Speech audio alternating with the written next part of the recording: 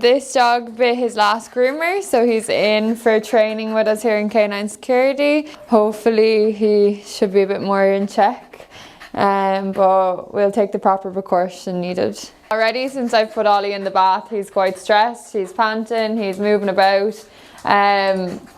Usually this can be the situation, especially when they know what's going to happen. They can smell the scent of the grooming area, so I will just try and move as quickly as I can with the bathing, but also giving him a good scrub, giving him rubs in between. But I'm better off just getting into it and getting started straight away, because the longer he sits here, he's going to stress out.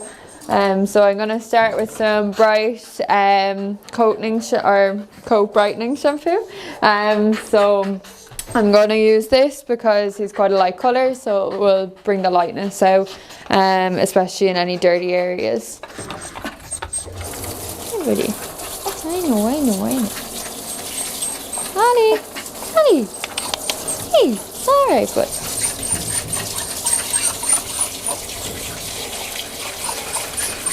Alright.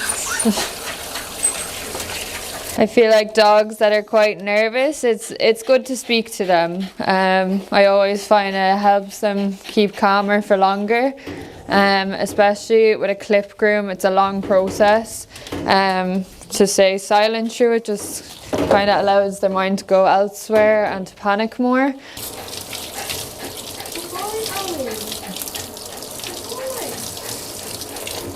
So although Ollie bit his last groomer, I haven't decided to muzzle him, not yet anyway. I built a bit of trust with Ollie with the last wash and dry that I did with him, just to make him more familiarised to me. I didn't muzzle him then either.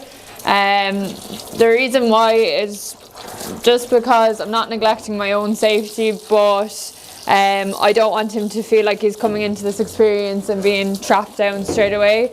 I'm quite experienced with dogs over the last few years, so I do feel like I can read dog behaviour quick. If he went to snap or give me any indications, I'd be able to see quite easy. Not recommended for all groomers, but definitely I'll take that risk upon myself to let him ease into it. I don't think overall that he's a bad dog, so it should be fine until he shows me any indication otherwise. Now, buddy, good boy, Ollie. Good boy. Well done. My best boy. My best boy. So I'm gonna put the stand dryer on the back. The noise going.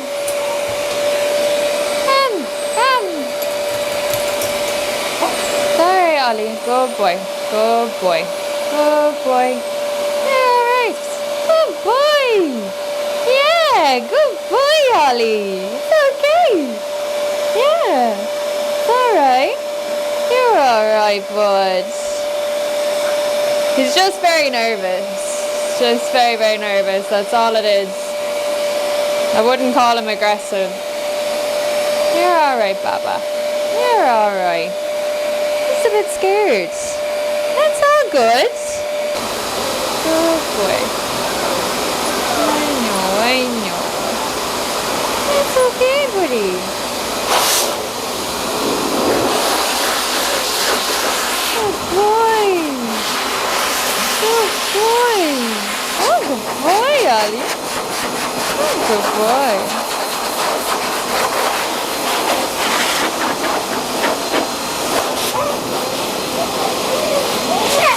Every dog is different with temperament. We could see straight away that Ollie was nervous coming in here. It's definitely nerves that's freaking him out about the grooming experience. So moving slow from the back where he would let me, I creeped up through the body to get as much of it done that he would allow for. He started freaking out as soon as I hit past the neck area or when I hit down in the lower leg area. With a dog like Ollie, because he's fluffy, he is smooth and dried out, but there is a lot of groomers as well that will go in with the brush because it is for his coat type what we would usually do, give a brush blowout. For Ollie, I was not using the brush. I don't recommend using it on a very nervous dog anyways that's going to be struggling with the grooming process. You can give a little brush over after the dryer's gone, one thing at a time. I think take it at the dog's pace as much as possible as well. So he's a bit panicky now and a bit freaking out because I hit the dryer a bit upwards. So we'll just give him a minute. I do recommend, if kennel drying is in grooming areas, which it would be in most, for the head area and the front paws, to leave him in a kennel with a stand dryer. It'll be a slower process, but it will allow the end parts to dry off at a further distance. The noise will be further, and it's usually calmer for the dog to experience once you have the most part of him dry. So I am going to stick him in to dry off his head and his front paws, because I think he needs to have a calmer experience. I'll move slow with him because it's the only way to train him into being easier with grooming. To keep going now and absolutely blast the head off him or blast his front paws while he's already this shook up and nervous is only going to make him hate this more. So rewarding him with compliments, praise, and also taking it at a slower pace for him will help him to feel calmer in this environment. Well done. Oh, good boy. Yeah, you did so good. Yeah, you did. It is so good. Yeah, I know. It's awful. It's awful getting your hair dried. Yeah. I hate doing it myself. Yeah, boy. Oh, you're so good, though. Yeah. So I'll try and give him a little brush over now that he's dry. Just for the parts that I have dried already. I can see he has a little bit of matting already. The owners do like him kept a little bit long, so I will see what I can do to blend that in and keep as much fur as possible.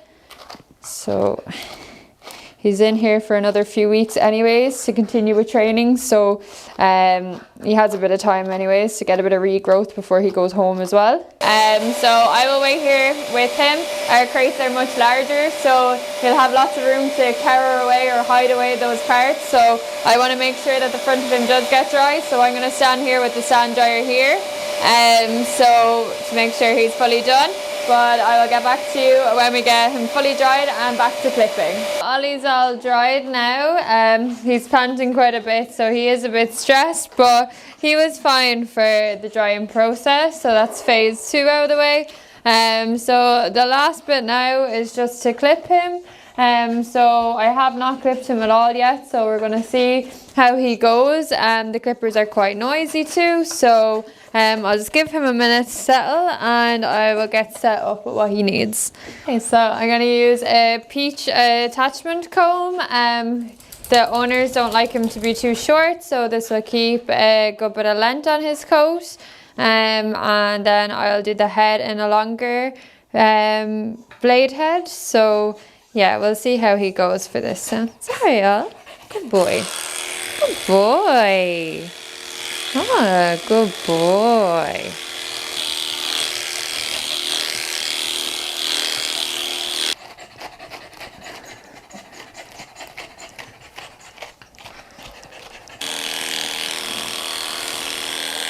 He's a diva. So as I've been clipping, I've been getting caught in a couple of places because he had a little bit of matting underneath some areas. So I've just been scissoring out a couple of the mats and keep going. There's nothing too major. They're on the paw pads, behind the ears, and a little bit around where his collar sits. Finished the body. I had to go a little bit shorter than intended because of his mats in different places.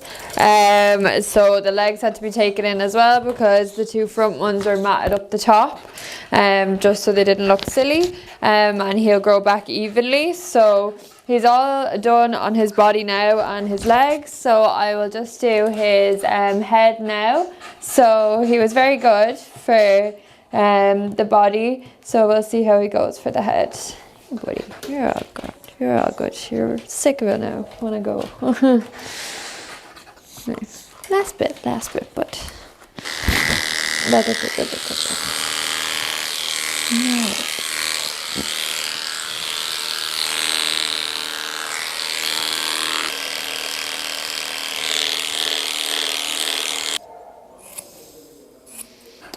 One more. Good boy. Good boy, Ollie. Say. Relax.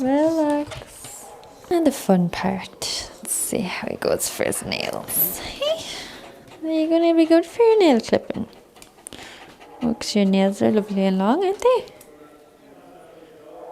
No, we don't want that. No, we don't. Good boy. Relax. Relax, Ollie. Excuse me. And I'll just spray him over with some original. He's done now. He made it through. He wasn't bad for any of the groom. He was just nervous. Most dogs don't like their nails done, to be fair. So I have some treats here to give him to let him know that he done a good job. So well done. Good boy. Yeah, they're for you. Oh, you're hungry. Yeah. So now he knows that it was a good experience. He didn't snap or bite, so that's the main thing. So it's all about really just taking time with him and being aware of his nature, and just moving slowly with nervous dogs in general would be the key factor. I didn't have to muzzle him because I knew he was nervous and how to move about it, so yeah, it wasn't bad. He'll be in for another few weeks of training, and we'll give him another tidy up before he goes home, but yeah, he's definitely making improvements already.